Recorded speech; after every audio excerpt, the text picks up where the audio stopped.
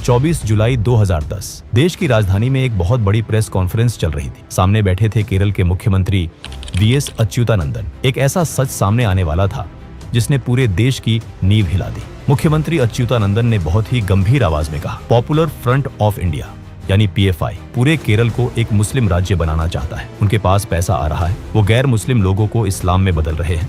उनका साफ प्लान है कि 2030 तक केरल को पूरी तरह से मुस्लिम राज्य बना दिया जाए। ये बयान किसी आम इंसान का नहीं था, ये बयान किसी हिंदूवादी दल का भी नहीं था। ये बयान मार्क्सिस्ट पार्टी के एक मुख्यमंत्री का था जिसने पूरे देश को हिला डाला।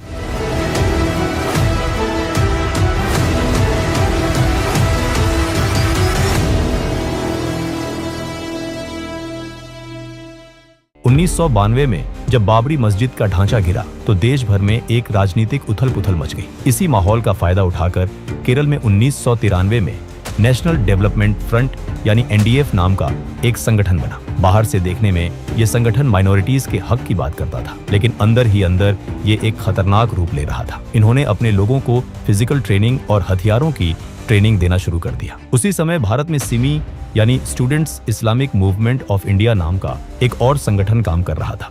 सिमी युवाओं को भड़काने का काम करता था। साल 2001 में भारत सरकार ने सिमी को देश विरोधी गतिविधियों के लिए बैन कर दिया, लेकिन जब सिमी पर बैन लगा तो उसके सारे बड़े नेता चुपचाप एनडीएफ और दूसरे संगठनों में घुस गए। साल 2006 में एनडीएफ ने एक बहुत बड़ी चाल चली। उन्होंने एक नया संगठन बनाया। इस नए संगठन का नाम रखा गया popular front of India PFI. PFI बाहर से ह्यूमन राइट्स की बात करते थे, चैरिटी करते थे और डेमोक्रेसी का नाटक करते थे। इन्होंने एसडीपीआई नाम से अपनी एक राजनीतिक पार्टी भी बना ली ताकि ये चुनाव लड़ सके। पीएफआई के अध्यक्ष अबूकर और चेयरमैन अब्दुल रहमान जैसे लोग पहले सिमी के ही नेता थे। और एक नाम जो सबसे खतरनाक था वो था सीएम बशीर। बशीर एक एरोनॉटिकल इंजीनियर था और केरल का रहने वाला था। वो गल्फ देशों में बैठकर भारत के खिलाफ अंतर्राष्ट्रीय नेटवर्क चला रहा था। पीएफआई का एक ही काम था, जो हिंदू और क्रिश्चियन लड़कियां हैं, जो गैर मुस्लिम लड़के हैं, उनको किसी भी तरह से इस्लाम में लाना। 29 सितंबर 2009 केरल हाई कोर्ट में एक ऐसा मामला आया जिसने पूरे देश की आंखें खोल दी। ये मामला था शाहनशाह बनाम स्टेट ऑफ केरल। कोच्चि के रहने वाले शाहनशाह और सिराजुद्दीन ने दो लड़कियों को फंसाया था।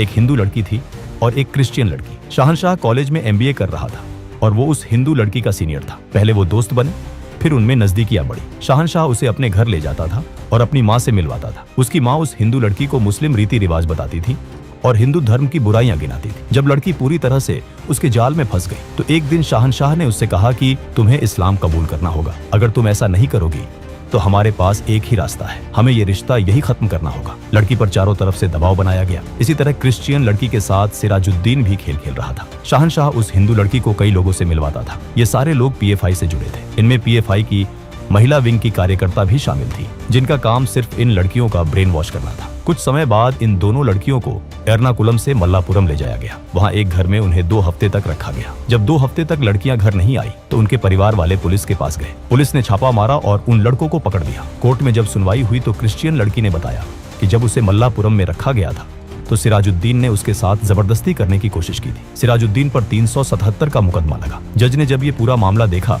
तो उन्होंने दोनों लड़कों की जमानत नामंजूर कर दी। केरल हाई कोर्ट में जज ने कहा, पिछले 3 सालों में राज्य में ऐसे कई मामले सामने आए हैं। ये लव जिहाद, ये रोमियो जिहाद है। 4 जुलाई 2010 केरल का इडुक्की जिला। वहाँ के न्यूमैन कॉलेज में मलयालम के एक प्रोफेसर पढ़ाते थे। मार्च में उन्होंने एक परीक्षा का पेपर बनाया था जिसके एक सवाल पर कुछ लोगों ने बवाल खड़ा कर दिया। उनका कहना था कि इस सवाल में पैगंबर मोहम्मद का अपमान हुआ है। 3 महीने बाद 4 जुलाई को कॉलेज के अंदर पीएफआई के लोग घुसे। उन्होंने प्रोफेसर को पकड़ा, उन्हें बहुत मारा और उनका हाथ काट दिया।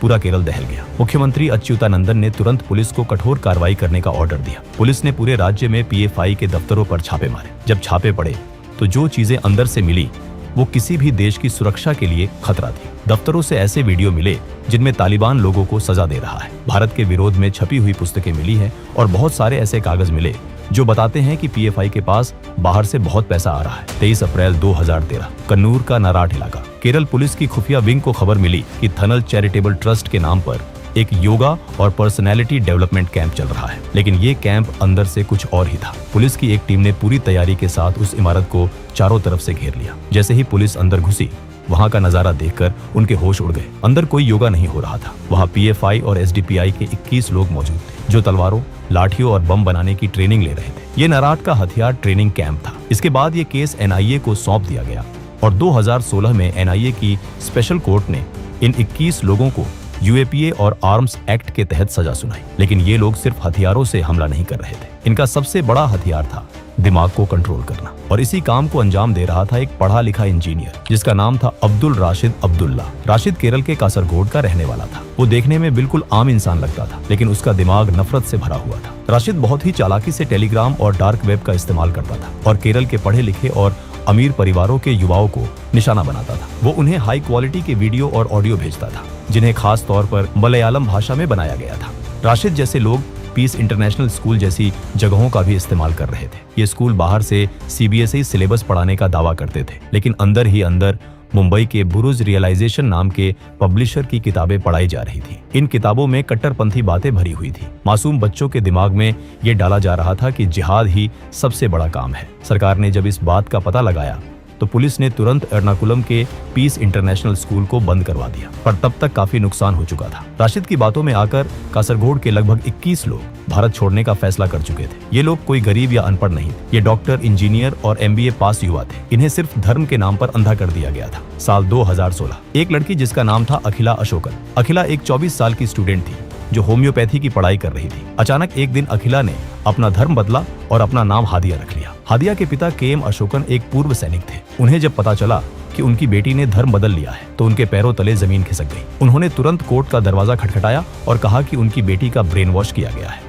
और उसे एक साजिश के तहत अगवा किया गया है। इसी दौरान सत्य सरणी नाम का एक ट्रस्ट जांच के घेरे में आ गया। सत्य सरणी केरल के मलप्पुरम जिले में था। ये कहने को तो एक एजुकेशनल और चैरिटी ट्रस्ट था, लेकिन खुफिया एजेंसियों का मानना था कि ये असल में धर्म बदलने का एक अड्डा था। हादिया को सत्य सरणी में एएस सेनाबा नाम की एक महिला के पास रखा गया था। सेनाबा पीएफआई की महिला विंग से जुड़ी थी। सेनाबा का काम इन लड़कियों को उनके परिवार से दूर करना और उन्हें पूरी तरह से कट्टरपंथी सोच में ढालना था। सेनाबा ने एक बहुत ही शातिर प्लान बनाया। हादिया के केस के दौरान ही हादिया की शादी शफीन जहां नाम के एक आदमी से कर दी गई ताकि कोर्ट या पुलिस उन्हें अलग ना कर पाए। शफीन जहां एसडीपीआई का सदस्य था और उस पर पहले से ही कुछ क्रिमिनल केस चल रहे थे। लेकिन मई 2017 में केरल हाई कोर्ट ने एक बहुत ही कड़ा फैसला सुनाया। कोर्ट ने इस शादी को पूरी तरह से रद्द कर दिया। कोर्ट ने कहा कि ये शादी कोई प्यार नहीं है, बल्कि हादिया को देश से बाहर ले जाकर आईएसआईएस में शामिल कराने की एक साजिश है। कोर्ट ने हादिया को उसके माता पिता को सौंप दिया। लेकिन ये मामला यहीं नहीं रुका। ये मामला सुप्रीम कोर्ट पहुंच गया। मार्च 2018 में सुप्रीम कोर्ट ने इस केस की सुनवाई की। पूरे देश की नजरें इस फैसले पर टिकी थी। सुप्रीम कोर्ट ने कहा, एक बालिग लड़की को अपनी जिंदगी और अपने धर्म का फैसला लेने का पूरा हक है। शादी करना या न करना उसकी अपनी मर्जी है। कोई भी कोर्ट किसी बालिग की शादी को ऐसे रद्द नहीं कर सकता। सुप्रीम कोर्ट ने हाई कोर्ट का फैसला पलट दिया और हादिया की शादी को जायज माना। लेकिन इसके साथ ही कोर्ट ने देश की सुरक्षा को भी अनदेखा नहीं किया। कोर्ट ने एनआईए को ऑर्डर दिया कि वो इस नेटवर्क और शफीन जहां के खिलाफ अपनी जांच जारी रखे। लेकिन हादिया तो सिर्फ एक मामला था। कासरगोड का मॉड्यूल अपना काम कर चुका था। सोनिया सेबेस्टियन जो एक क्रिश्चियन लड़की थी, उसने अपना नाम आयशा रख लिया। निमिषा जो एक हिंदू लड़की थी, उसने अपना फातिमा नाम रख लिया। इन पढ़ी लिखी औरतों ने कट्टरपंथी लड़कों से शादी की और फिर अब्दुल राशिद की मदद से अफगानिस्तान जाने की तैयारी शुरू कर दी। ये लोग सीधे फ्लाइट लेकर अफगानिस्तान नहीं गए। भारत की एजेंसियों की नजर से बचने के लिए ये लोग पहले यूएई गए। वहां से ये ईरान की राजधानी तेहरान पहुंचे और फिर ईरान के रास्ते पैदल और छुपते हुए अफगानिस्तान के नांगरहार इलाके में पहुंचे, जो उस समय आईएसकेपी का गढ़ था। मई 2016 में कासरगोड के चंदेरा पुलिस स्टेशन में एक अजीब घटना हुई। अब्दुल के घर वालों को उसके काम के बारे में कुछ पता नहीं था। वो पुलिस स्टेशन पहुंचे। अब्दुल के पिता ने पुलिस वाले से कहा, साहब, मेरा बेटा अब्दुल और उसकी बीवी सोनिया 1.5 महीने से गायब है। उनका कुछ पता नहीं चल रहा। पुलिस ने रिपोर्ट लिखी। लेकिन अगले 2 दिनों में चंदेरा पुलिस स्टेशन में ऐसे 14 लोग और आए जिनके बच्चे ये घर वाले गायब थे। पुलिस का माथा ठनका। जब पुलिस ने जांच की तो पता चला कि ये सब लोग भारत छोड़कर आईएसआईएस के पास इराक और सीरिया की तरफ जा चुके हैं। केरल पुलिस के मुखिया ने तुरंत एक खास टीम बनाई। टीम ने अब्दुल का पूरा इतिहास निकाल लिया। उन्हें पता चला कि उसकी पहली बीवी यास्मीन दिल्ली के जामिया नगर में बैठी है और वहां से आईएसआईएस का काम देख रही है। पुलिस ने तुरंत अलर्ट जारी किया। यास्मीन को भनक लग गई कि केरल पुलिस उसे ढूंढ रही है। वो भी अफगानिस्तान भागने की फिराक में थी। लेकिन 1 अगस्त 2016 को दिल्ली के आईजीआई एयरपोर्ट पर पुलिस ने उसे धर दबोचा। यास्मीन पर 17 लोगों का धर्म बदलवाने का आरोप साबित हुआ और कोर्ट ने उसे 7 साल की सजा सुना दी। साल 2019 अप्रैल का महीना। पड़ोसी देश श्रीलंका में ईस्टर के दिन एक के बाद एक कई भयंकर बम धमाके हुए। पूरी दुनिया सन्न रह गई। इन धमाकों के पीछे जरान हाशमी नाम का एक आतंकी था जब जांच एजेंसियों ने जहरान के नेटवर्क को खंगाला तो भारत की एनआईए के पैरों तले जमीन खिसक गई। जहरान हाशमी का कनेक्शन केरल से जुड़ रहा था। एनआईए ने रियास अबू बकर नाम के एक शख्स को गिरफ्तार किया। रियास उसी कासरगोड नेटवर्क का हिस्सा था जिसे अब्दुल राशिद चलाता था। रियास ने पूछताछ में कबूल किया कि वो जहरान के वीडियो देखता था और उसी से प्रेरित होकर भारत में भी ऐसे ही धमाके करने का प्लान बना रहा था। ये साफ हो चुका था कि अगर इस नेटवर्क को जड़ से खत्म नहीं किया गया तो भारत में बहुत बड़ा नुकसान हो सकता है। सरकार को पता था कि सिर्फ कुछ आतंकियों को पकड़ने से काम नहीं चलेगा। उस पैसे की पाइपलाइन को काटना बहुत जरूरी था जिससे ये सारा खेल चल रहा था। इसके बाद मैदान में उतरी ईडी ने पीएफआई के बैंक खातों को खंगालना शुरू किया। जांच में पता चला कि गल्फ देशों में काम करने वाले लोगों से डोनेशन और चैरिटी के नाम पर पैसा मांगा जाता था और फिर इस पैसे को हवाला के जरिए भारत भेजा जाता था। पीएफआई इतनी चालाक थी कि वो बैंक में 50,000 से कम का कैश जमा करती थी ताकि सिस्टम में कोई अलर्ट न बजे। ईडी ने अपनी रिपोर्ट में बताया कि पीएफआई के खातों में 100 करोड़ रुपए से ज्यादा जमा हुए थे और इसमें से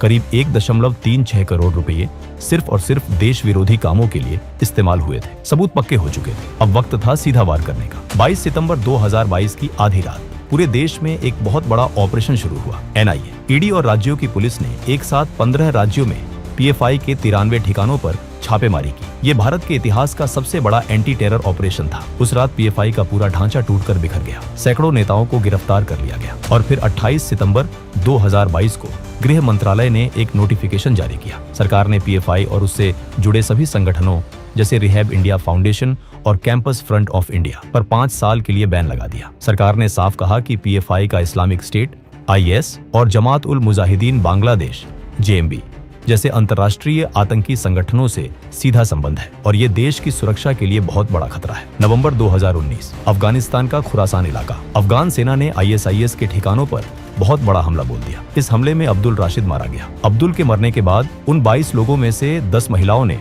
अफगान सेना के सामने हथियार डाल दिए। उनके साथ छोटे छोटे बच्चे भी थे। उन्होंने सरेंडर कर दिया।